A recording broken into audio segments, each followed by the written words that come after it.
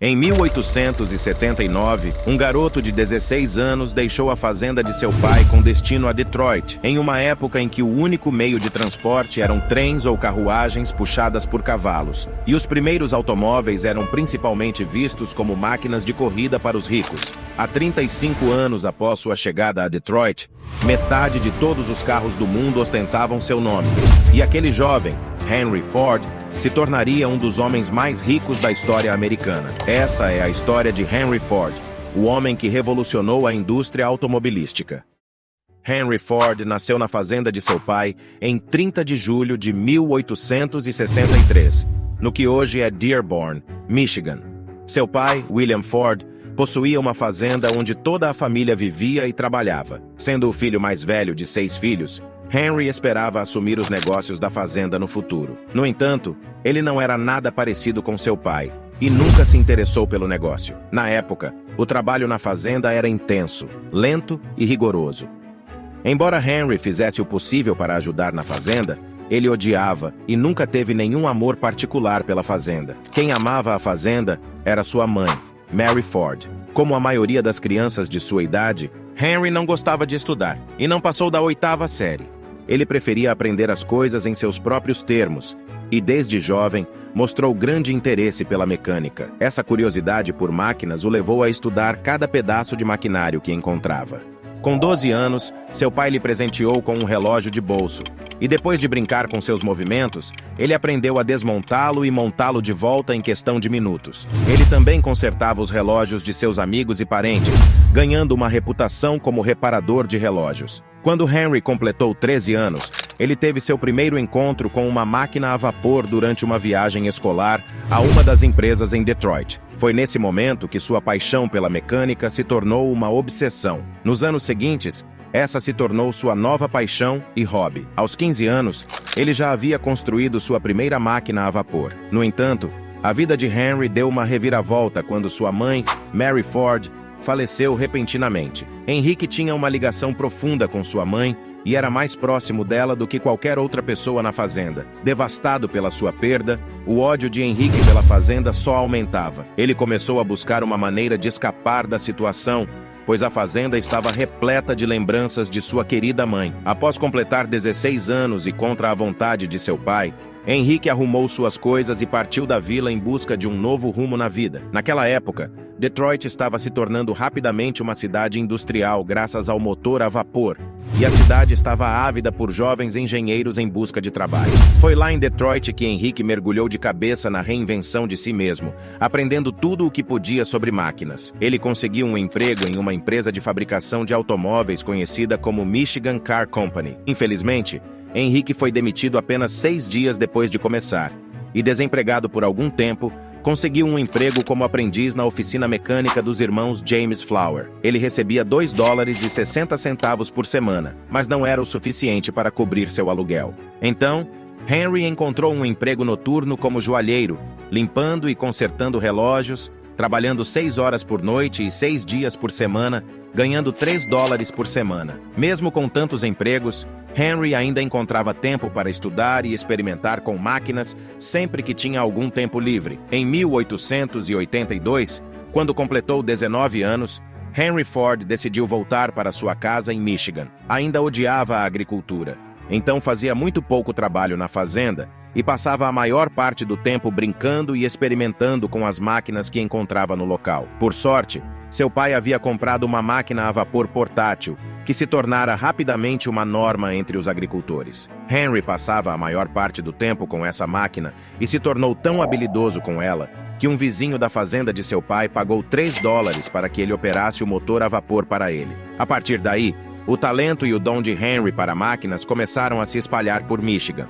A notícia do talento de Henry chegou ao representante distrital da Westinghouse Engine Company, e a empresa o contratou. O trabalho de Henry era viajar por todo o sul de Michigan, configurando e fazendo a manutenção dos motores a vapor da Westinghouse. No ano de 1885, Henry conheceu Clara Jane Bryant em uma festa de Ano Novo e eles ficaram noivos no ano seguinte. Como presente de casamento, o pai de Henry deu a ele 40 acres de terra. Mas em vez de transformá-la em uma fazenda, Henry tinha outras ideias. Em 1891, Henry e Clara mudaram-se para um pequeno apartamento em Detroit. Foi por volta dessa época que Henry deparou-se com uma revista britânica e aprendeu sobre o motor a gás.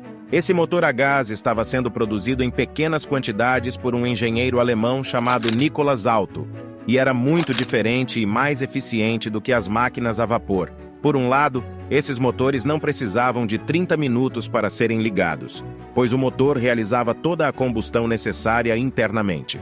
Embora esse novo motor estivesse se tornando rapidamente popular na Europa, poucas pessoas haviam ouvido falar dele na América. Felizmente para ele, Henry encontrou alguém na cidade que possuía um.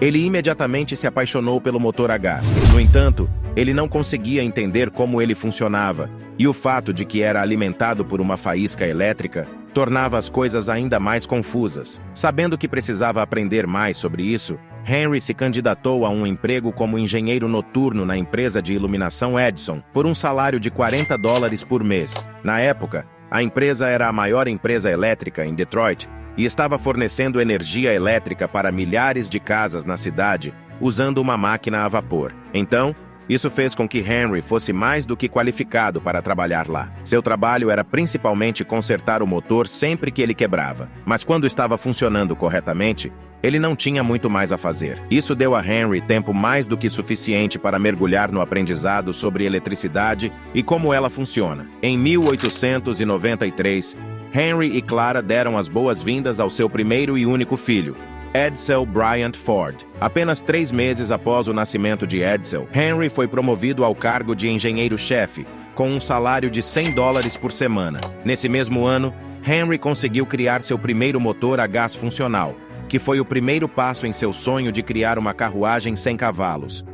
Foi somente em 4 de junho de 1896, à 1h30 da manhã, que ele finalmente completou seu carro experimental usando um motor a gás. Ele o chamou de quadriciclo. O quadriciclo era essencialmente uma engenhoca bruta, consistindo em 2 bicicletas colocadas lado a lado e era alimentado por um motor a gasolina. Embora o experimento tenha sido bem-sucedido, ele apresentava algumas questões próprias. No entanto, o maior problema era a falta de um sistema de refrigeração, o que fazia o carro superaquecer após um tempo de funcionamento. Henry fez várias modificações no carro, mas a mais notável foi a adição de um sistema de refrigeração. Mais tarde, ele vendeu o veículo por $200 e usou o dinheiro para outro grande projeto. Com o apoio do prefeito de Detroit, ele começou a construir seu segundo carro experimental, que foi concluído em julho de 1899. Esse novo carro era maior, mais resistente e mais pesado que o anterior. Certa manhã,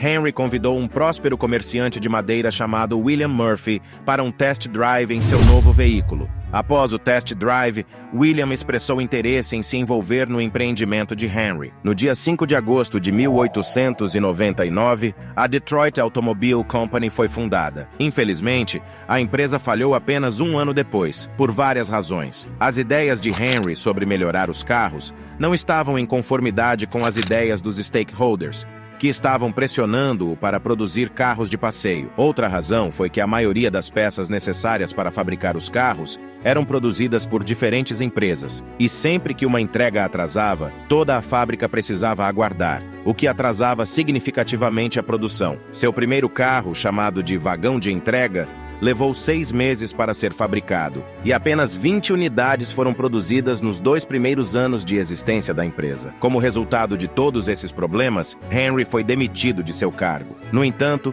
mesmo após o fracasso de sua primeira empresa, ele permaneceu otimista. Acreditava que o fracasso era simplesmente uma oportunidade para recomeçar, dessa vez, de forma mais inteligente. Henry sentiu um grande alívio ao ser demitido, pois haveria menos pressão sobre ele, e agora ele poderia focar em outras coisas.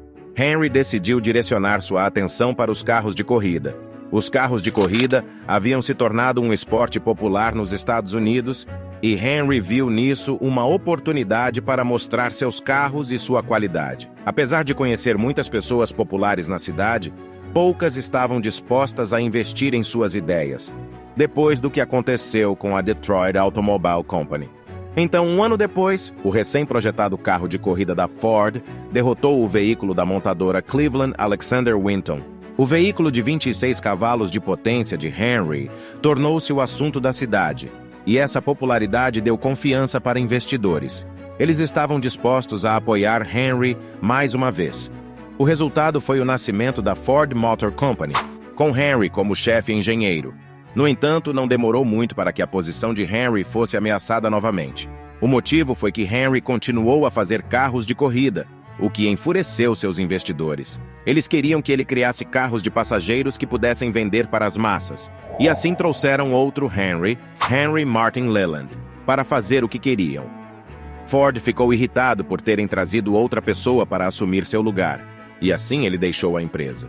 Em sua autobiografia, Henry é citado dizendo: "Eu renunciei, determinado a nunca mais me submeter a ordens." Por outro lado, Henry Leland seguiu os desejos de seus investidores e passou a criar o que hoje conhecemos como Cadillac. Quando Ford saiu, o nome da empresa foi alterado de Ford Motor Company para Cadillac Motor Company. Henry, juntamente com um ex-ciclista de corrida chamado Tom Cooper, continuou construindo carros de corrida. Em 1902, eles produziram o Ford 999, um carro de 80 cavalos de potência que foi conduzido por Barney Oldfield, um ex-ciclista que nunca havia dirigido um automóvel em sua vida. Esse carro superou novamente o veículo de Winton.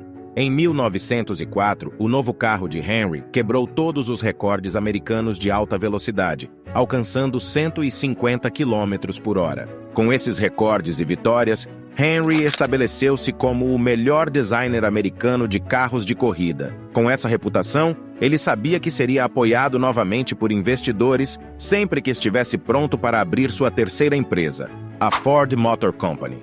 Com o apoio e apoio financeiro de 11 investidores, especialmente do negociante de Detroit Alexander Young Malcolmson, a terceira empresa de Henry ganhou vida. Inicialmente chamada de Ford & Malcolmson Limited, mais tarde foi alterada para Ford Motor Company em 1902.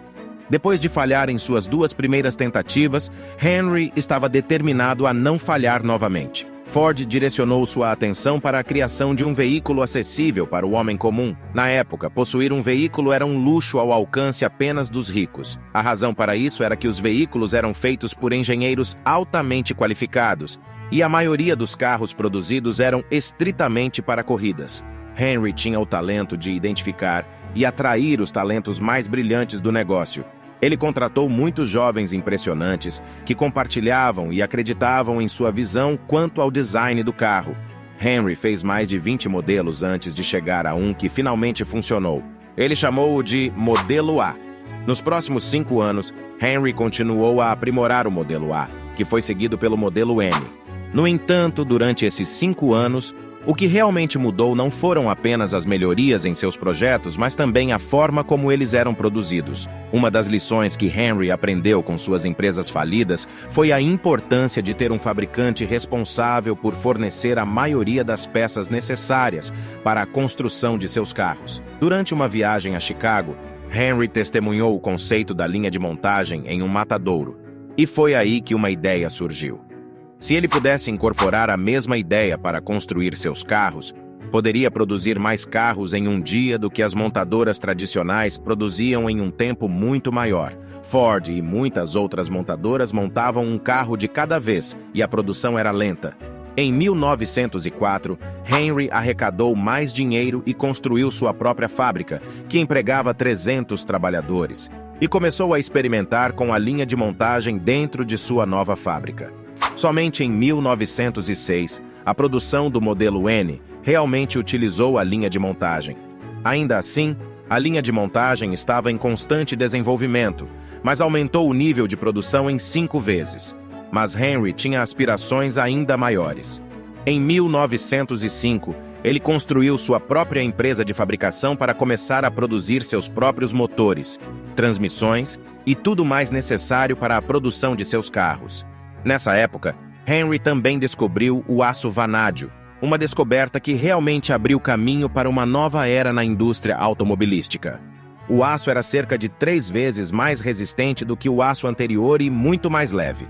Henry usou esse novo aço para o seu novo modelo, que mais tarde se tornaria um dos carros mais bem-sucedidos na história humana, o modelo T.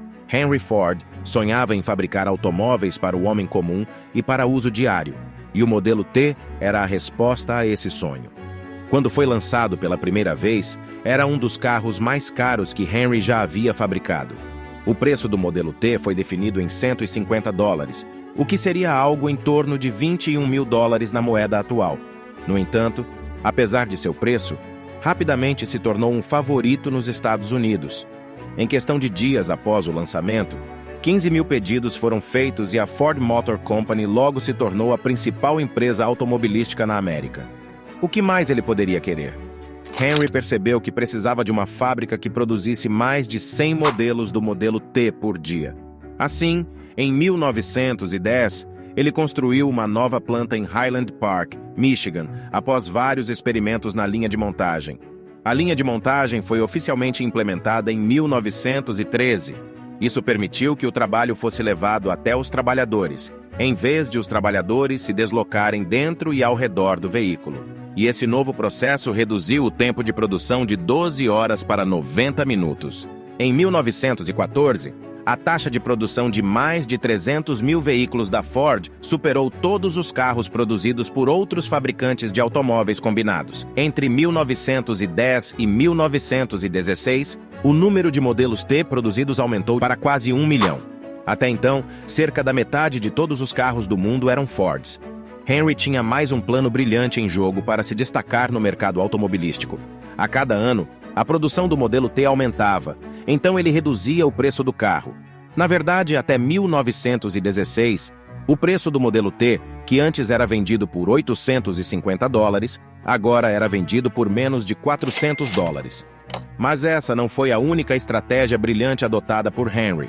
Apesar de Henry ter pioneirado a era do automóvel nos Estados Unidos com a linha de montagem, muitos de seus trabalhadores não estavam felizes com essa inovação. Muitos achavam entediante fazer a mesma coisa repetidamente, e os artesãos habilidosos, entre eles, achavam seu novo trabalho insultante, já que tinham apenas 2 tarefas em vez de construir um carro completo. Como resultado, os trabalhadores começaram a deixar a Ford para trabalhar em outras empresas. Para combater isso, Henry adotou uma nova abordagem. Henry dobrou o salário dos trabalhadores, elevando-o para $5 por dia. Muitas empresas riram dessa decisão, acreditando que isso levaria rapidamente à falência. No entanto, aconteceu o contrário. Mecânicos de todo o país correram para Detroit em busca de salários mais altos. Henry Ford não apenas aumentou os salários dos mecânicos que agora trabalhavam para ele, mas também lhes deu uma redução na carga horária. Isso permitiu que a Ford contratasse um novo conjunto de trabalhadores para um terceiro turno e criasse uma operação de 24 horas. Em breve, muitas outras empresas automobilísticas tiveram que fazer o mesmo, com medo de perder seus trabalhadores para a Ford.